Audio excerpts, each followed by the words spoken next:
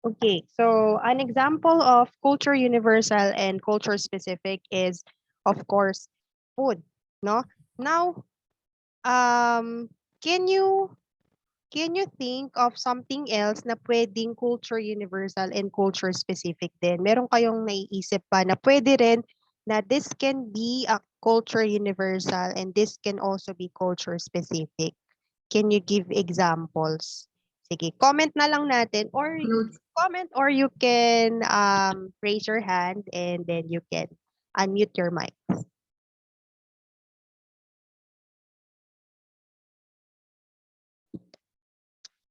Bongga naman ni Janine Love. Oo nga naman that's culture universal. Pero medyo vague ah. Sige, pwede na. Sige. Mukhang in love si Janine. Education, clothing, yes. Language, yes, of course, language. Si Kyla. Kyla ba yung nag-raise ng hand? Clothes nga. Ayun, clothing, yeah, clothes, no? It's culture universal. Everybody wears clothes. Wala naman na sigurong kahit na medyo tribo na yung country, meron pa rin silang kahit papaanong saplot, no? Wala naman siguro talagang yung bear na bear. So it's culture universal but also it's culture specific. Language, yes. Education, what else? Ano pa yung naiisip niyo na pwedeng pag sinabi kasing culture universal, this is something that unites every one of us. But when we say culture specific, this can be something that can form us into groups or pwedeng maghiwa-hiwalay sa atin, Natuwa naman ako kay Janine Love. Janine, explain mo nga bakit culture universal or culture specific ang love? Paano mo nasabi? Kasi po di ba po tayo, pwede tayong hindi na po pinipili kasi yung love. So kahit ibang lahi po yan, parang lahat nag-iisa po tayo dahil sa love. Unity. Tapos specific po, parang iba po yung mga Muslim. Parang hindi lang po lahat, pero yung kadalasan po nakikita natin, Muslim to Muslim, kasi po sila. Parang ganun. Bira lang po yung may love sa ibang culture, ganun po. Pero love po talaga nag-unite po sa atin. Parang love po God. In love na in love si... Thank you. Sino po yun? In love si Miss Garcia ngayong araw na to. Sige. Okay. Tuloy natin. Meron pa ba? Meron pa bang hahabol? Ano pa ba yung naiisip nyo na gusto ko lang na ma-exercise ang inyong mga brain cells? Ano pa yung mga ano ba yung mga pwedeng things that can be culture specific or culture universal? Ma'am, sa religion po, sa INC po. Iko-connect po yung sinabi ni Janine about love. Sa INC po kasi, Kayla, correct me if I'm wrong. Sa INC po kasi, bawal po sila makipag-jowa po or makipag in a relationship sa hindi po nila kaanib sa simbahan. And isa pa po, yung sa pagkain po ng dugo. Sa iglesia po kasi ni Cristo is bawal po yun. So, masasabi ko pong culture specific yun kasi sa group lang po nila yan. Yun po, ma'am. Yes. Thank you, Cindy. Anong bang mga edad nyo? Bakit ginagamit nyo pa yung term na jowa? Parang hindi na yung millennial. Jowa pa. Anong era ka ba, Cindy? Okay, sige. Move on na tayo sa culture universal or culture specific. So at least meron kayong meron kayong hindsight ng culture is divided or can be grouped into two, no? It can be culture universal or it can be culture specific. So let's go to this one. Okay, Madeline Leininger used the term TCN or transcultural nursing to describe the blending of nursing and anthropology into an area of specialization within the discipline of nursing. Sorry. So when we talk about TCN, this is a blending of two disciplines. This is nursing, of course, this is our course, and anthropology. Have you come across the term anthropology or meron na ba kayong background ng anthropology? May idea ba Yes. kayo? Sige. What do you mean? Meron ba kayo idea ng anthropology? Parang Study of social Study of tao. Builds on ano po siya, ma'am, knowledge from physical, biological, social science po. Yes. Yan. So, study of, sino yung nagsabi kanina study of tao? Study of humanity, ano? Oo, tama. So, that is anthropology. Anthropology is the study of humanity through application of biology, cultural studies, archaeology, linguistics. So, pinag-aaralan yung, tama naman, ano, pinag-aaralan yung tao, present, past, and also the future, no?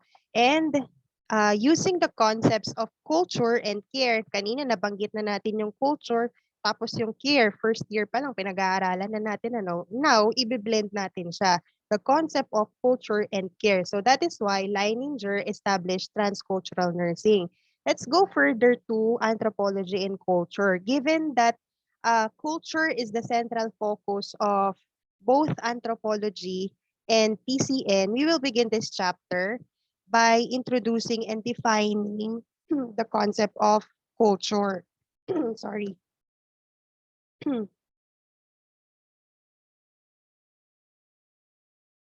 Okay, so the term client, ito yung magagamit natin all throughout the course. All throughout this course, we will be using the term client to address concerns not only for the care of people, but also for the health and wellness of our client. So, next reader natin ulit, that would be, sinong susunod?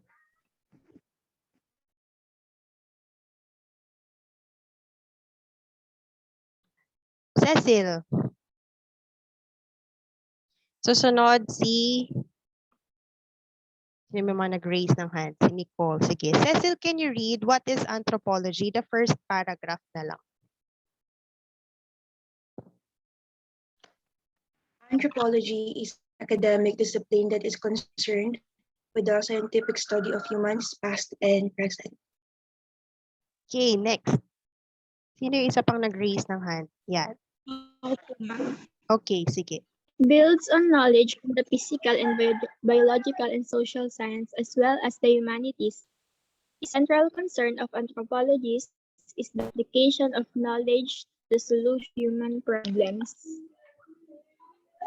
Okay, thank you, Nicole. Okay, based on this slide, pag-aralan natin ng mabilis lang anthropology, no? This is an academic discipline that is concerned with the scientific study of humans, past and present. Pinag-aaralan natin. Bakit kaya mahalaga na pag-aralan natin yung anthropology? Nurse naman tayo, hindi naman tayo magiging anthropologist. Why do you think anthropology, having a background or having a knowledge with anthropology is very important? Bakit sa tingin ninyo? Ma'am, Sige, sino yun? Nahanap ko ba kayo? Kyla. Okay, sige. Ma'am, important po na malaman po natin yung pinagmulan po nung client natin. Kasi, iba nga po, ang diversity po natin is through culture. Kapag po kasi hindi natin alam yun, baka ma-offend po natin sila in a way na yung alam natin na tamang approach. Pwede po magkaiba yung tama natin sa tama nila. May, tama ka, Kyla. Tama, no? So, anthropology is isang way dito, no, to respect our future clients. Dahil sino ba yung naalala ko 'no, meron akong, block na hinawakan na first year. Sabi ko, "Alam niyo ba na ang alagaan natin ay mga tao? Baka akala niyo ang mga alagaan natin ay mga aso, hayop." Hindi ano, kasi kung gano'n ang gusto mong alagaan dapat veterinary ano. Pero dito kasi nag-nursing tayo, ang aalagaan natin ay mga tao, human beings, and human beings, kahit na hindi na natin pag-aralan yung culture, merong iba't ibang ugali yan. So, anthropology, it builds on knowledge from the physical, biological, and social sciences as well as the humanities. And the third central concern is the application of knowledge to the solution of human problems. We're not going to talk about not only of the human problems, pero how can we solve it? Ito yung ano natin, ito yung concern natin. So, next, what is culture? Sino yung isa pang nag-raise ng hand kanina? Si Nicole ba yun? Or tapos na siya? Si Janine. Sige, Janine, ikaw. Janine and then Nicole next.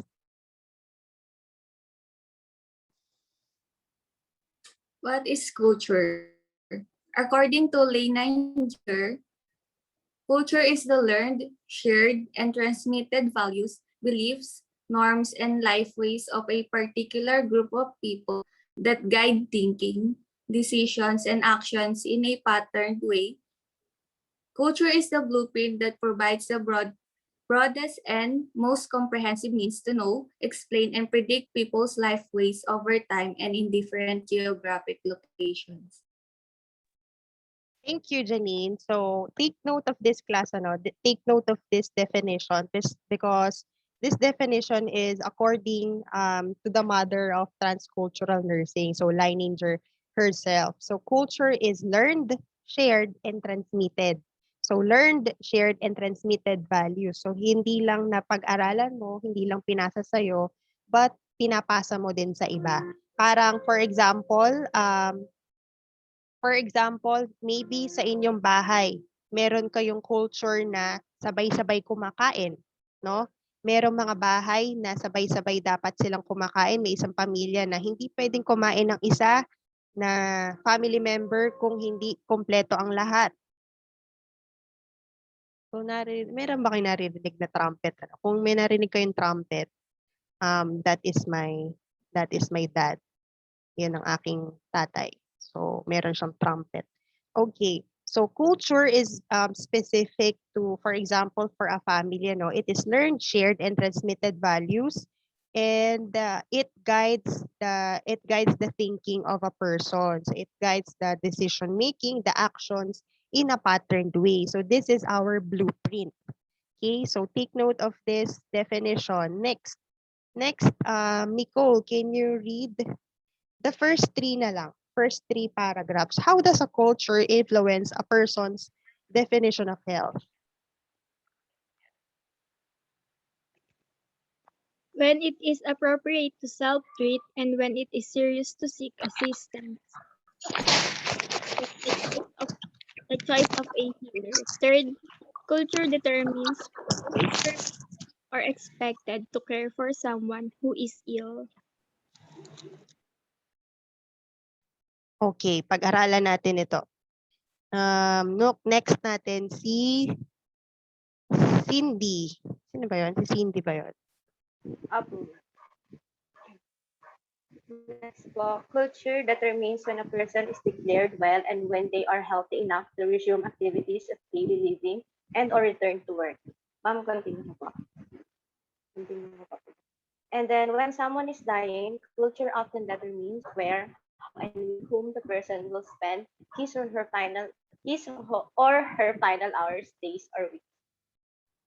Okay, yan. So bakit kanina pinag-aralan natin ano ba yung culture, ano ba yung kultura. So it is again learned, shared, and transmitted values.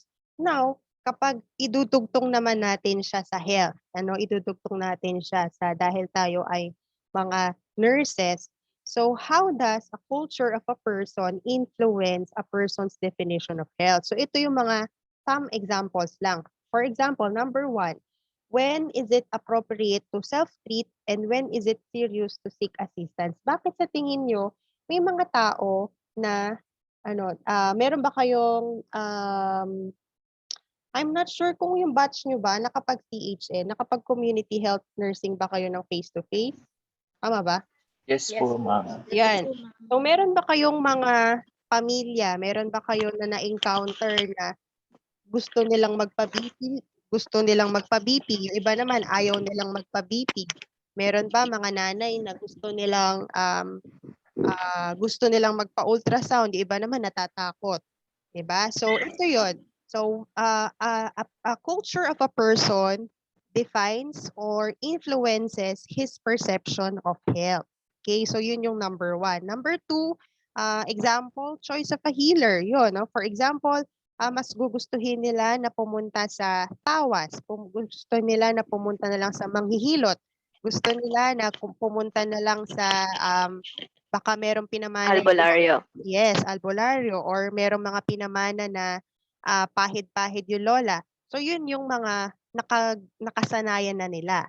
Okay, culture determines who is permitted, expected to care for someone who is ill. Culture determines when a person is declared well and when they are healthy enough. No, merong mga countries na kapapanganak lang dapat 1 week after magtrabaho na. Sa atin, ilan ang araw ng maternity leave? Ilan ba? Alam niyo ba? Ma'am, pag normal po yata 1 month, tapos pag PSC, Di ba meron na rin, I'm not sure kung meron na rin ba tayong paternity leave. Meron na ba? Saan ba ako guys? Wala pa ata, ano? Sa Vietnam, parang meron sila 2 months paternity leave. Kasi binibigyan din nila ng importance na dapat kasama yung father sa pag-aalaga ng baby. So yun, mga kultura, no? When someone is dying, culture often determines where, how, and with whom the person will spend his or her final hours, days, or weeks. Okay, dito tayo class mag-focus tayo dito. Imagine inyo, kahit na pala hindi nyo imagine na, no? We are already in the pandemic, ano? Meron tayong pinagdadaanan na, may pinagdadaanan tayo na pandemic, no? How do you think, ano yung naiisip nyo na paano tayong naimpluwensyahan ng culture natin ngayon na yung may pandemic, tapos kapag nakita natin or kapag nalaman ng isang health, for example, no, sa hospital na declare na ang isang pasyente ay COVID patient dahil doon ang isang pasyente ay namatay dahil sa COVID. 'Di ba? Naiiba na rin yung how we treat that person. Do you get me? No, when someone is dying, for example, na-diagnose nga lang na positive, ano, when someone is ill, dati nga daw kapag umubo ka, wala namang may pakialam sa'yo. Pero ngayon, maubo ka lang o kaya mahatching ka lang o kaya sabihin mo lang na parang di ko nalalasahan yung milk tea. Lahat na sila ngayon ay aware. So yung kultura natin ngayon nabago na. Okay? Naimpluwensyahan na yung ating pagtingin sa kalusugan ng isang tao because of what we are going through right now in this pandemic. So, next, okay? Although the term culture, pag sinabi kasi natin culture, kadalasan nasasabi natin it's because of the race, because of the ethnic background, because of the nation that he is coming from or she is coming from.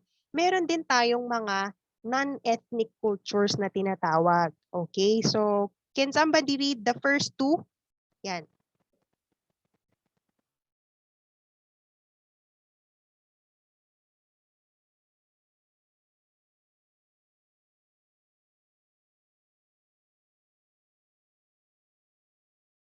Si John Michael, yan. John Michael, JM. JM. JM. Socioeconomic ethnic cultures, socioeconomic status, culture of poverty and affluence and the homeless, tapos susunod place, ability or disability such as the culture of the deal or hearing impaired and the culture of the blind or visually impaired. Okay, next. Sino yung sinabi ko kanina? Monica. sexual orientation such as the lesbian, gay, bisexual, and transgender or LGBT cultures. Age such as the culture of adolescence and the culture of the elderly, and occupational or professional cultures such as nursing. Okay. Okay. So, punta tayo dito. Kanina napag-aralan natin that there are certain cultures that are specific and universal. Now, meron pala tayong tinatawag din na mga non-ethnic cultures na hindi siya naka-base sa ethnicity mo, hindi naka-base sa iyong race. These are examples of non-ethnic cultures. For example, number 1, socio-economic status. Okay? Ano sa tingin nyo yung socio-economic status? Bakit merong kultura ang mga, di ba dito, culture of poverty and affluence and the homeless. Ano ba ibig sabihin ng affluence? Alam natin yung culture of poverty kasi parang sa bansa natin, parang tinatawag natin that our country is a third world country. Ano ba ibig sabihin kapag ikaw ay affluent?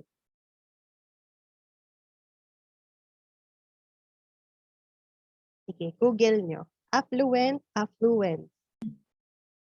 Mayaman po. Hindi lang mayaman, yung mga nakakaangat sa lipunan. Sila yung talagang, pag sinabi mong affluent, kahit hindi ka magtrabaho, you're not only rich, but you are wealthy.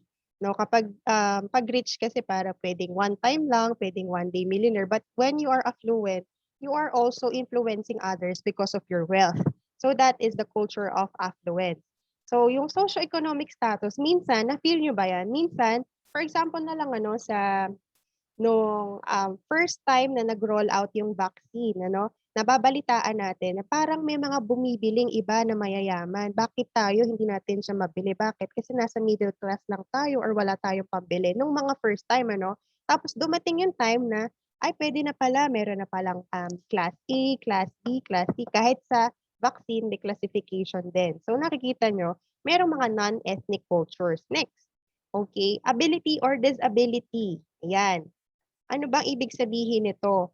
Yung may non-ethnic culture din pala yung mga ability or disability. For example, the culture of the deaf or the hearing impaired and the culture of the blind or visually impaired. Have you come across a person a person with disability? Ano yung mga nakita ninyo na meron silang kakaibang culture na wala sa mga person na walang disability?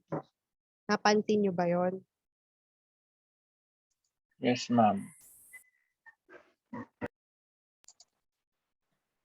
Sige, meron ba kayong example or meron ba kayong Sa ano, ma'am? Sige. Sign language. Carl. Sa communication po nila, ma'am. In a way po ng communication po nila. Sa deaf po, sign language. Sa may hear impaired naman po yung parang yung sa sign language na sa kamay. Tapos sa blind po yung parang kinakapa po nila yung parang yung mga wari sa pagre-read po, yung mga iba po yung pag-way nila ng pagbabasa po. Okay, thank you. Yes, they have the braille system, for example, you are the nurse tapos ikaw ang naka-assign na nurse tapos yung client mo ay someone who is deaf or someone who is visually impaired. So ito yung mga hinahanda tayo because there are some cultures na hindi mo pwedeng sabihin, kaya pala siya ganito dahil ganito dito siya galing na bansa. Hindi, kasi may mga certain cultures pa pala. Next is sexual orientation, such as the LGBT group. These are also considered as a non-ethnic cultures. Ano kaya yung mga non-ethnic cultures ng iba't ibang sexual orientation? Meron ba kayong mga example?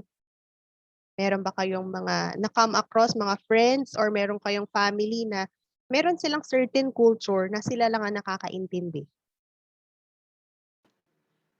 Sa pananalita po nila. Gay language. Gay language. Yeah, 'di ba? 'Yun ang tinatawag nating, ano tawag nila doon sa language nila? Gay lingo. Gay lingo, no? They have their own ang galing nga nakagawa sila ng sarili nilang language na gay lingo na minsan na-adapt na rin ng mga regular people na natatawa tayo. Ba't mo alam yung ganyan? Meron ka mga ganyang Becky na language. So this is a certain culture then that we have to take note. And we also have to take note of the age and the occupational or professional culture. Professional culture, for example, as nurses, meron tayong mga tinatawag na medical jargons, medical terms na kapag shinare natin sa ibang tao, hindi nila yun masyadong magigets if they have no background of nursing or if they have no background of any medical course. So at this picture, this is a profession. The profession of nursing is an example of a non-ethnic occupational culture. The faculty member on the left is transmitting requisite knowledge and skills from one generation to the next by mentoring the student on the right. So kung makikita nyo rin, the student is white and the faculty member, the professor is black, no? So nakikita natin dito, this is a non-ethnic, walang kinalaman yung ethnicity and race natin dito dahil ang pinag-aaralan natin is a medical course or nursing course. So this is an example of non-ethnic cultures. Okay, so let's go on to history. No, okay, next. Okay, next reader.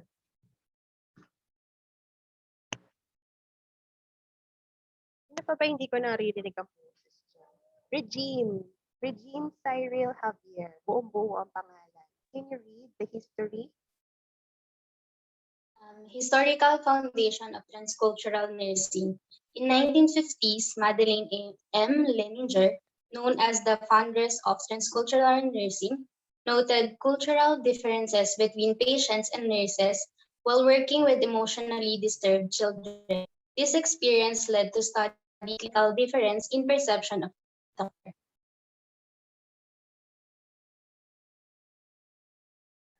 Okay. So the mother or the foundress of transcultural nursing, TCN, is no other than Madeline Leininger. And she founded and she noted the cultural differences between patients and nurses. Si Mother Madeline, she passed away parang 2012 lang. So very fresh pa ang kanyang mga learnings. And actually, we can there is no other person na pwede nating matanungan, pinaka-the best nating matanungan about TCN is no other than Leininger herself. So meron tayong interview na papanoorin ngayon and let me know kung napapanood niyo siya ng maayos and if the audio is medyo malakas or medyo mahina, sabihin niyo sa akin.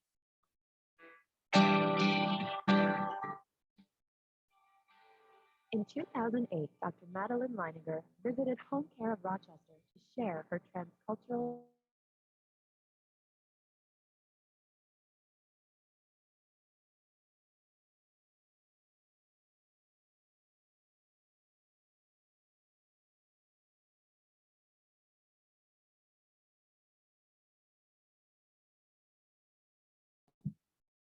Ma'am, hindi po naririnig. Wala pong sounds.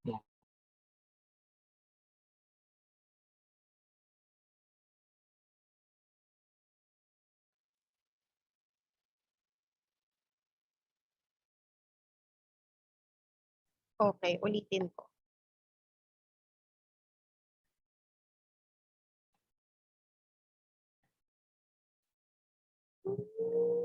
Wait lang.